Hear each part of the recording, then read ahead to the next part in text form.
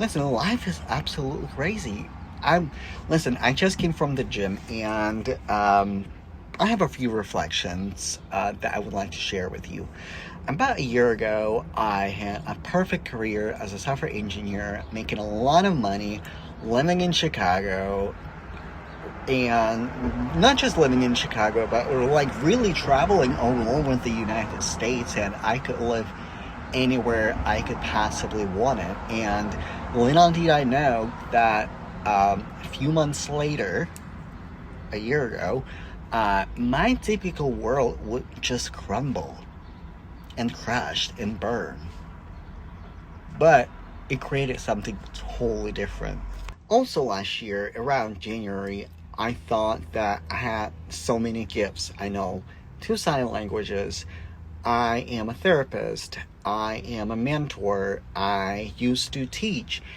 And I'm a software developer. And I help so many people throughout my career land a job, find better relationship, get to leadership, like just so many things. Or even like when I was working in healthcare, like finding the better fit, like for a doctor, for a medical professional. So I was thinking, how could I create a better, bigger, and more meaningful impact in my life through my talents? Because at that point, just making money, just having a career in tech wasn't. I mean, I love my career. I didn't want to quit my job. It's just like, okay, what else? Like, I'm making money. I'm happy financially. I can support my loved ones. I can support myself. I can live anywhere I want it. So like, this is it. But like, it's like I am man for more. I can do more. What that more looks like. And I was thinking about, like, the first thought, like, well, I should probably teach people how to do like what I do, or coach them, or mentor them, or somehow show them the way. So there I was, recession, got laid off. And listen, if you work in tech, you probably know we went through a storm in tech, like literally storm in tech. So there I was sitting on my boxes because 2 days after I had to move. My lease was up. I had to vacate my apartment, and I had to move to Seattle. So everything was happening at the same time. I had to cancel my U-Haul because I couldn't pay $1,900 just for U-Haul because I didn't have a job, and I only had one client, and I was the only person who was working in my family providing income.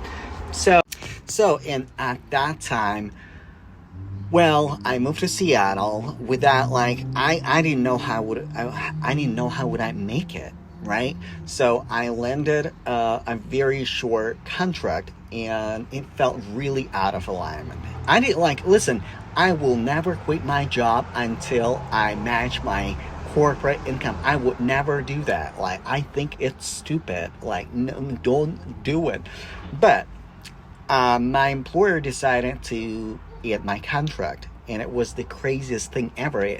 Nothing like that ever happened to me. And there I was, like, okay, now what?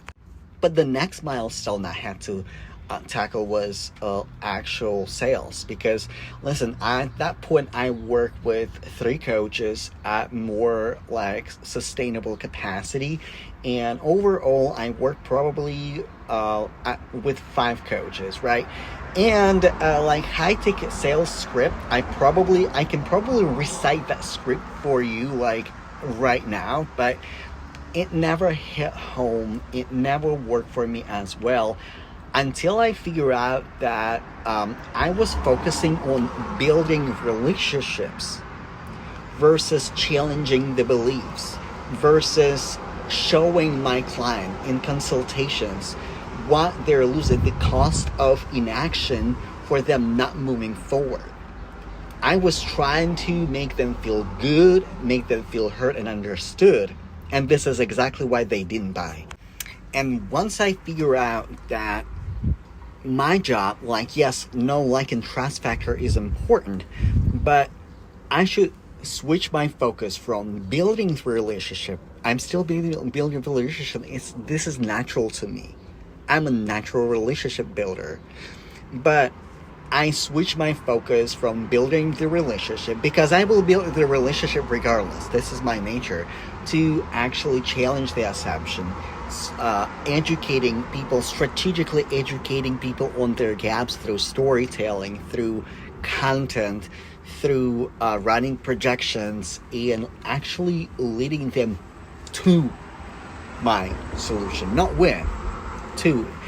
And I stopped focusing on making people feel good, heard, understood, because I would like, listen, I'm a therapist. So, and this is why I decided to put together a masterclass challenge that I'm running next week for 5 days. And I'm going to teach you how to shift your messaging to land more clients.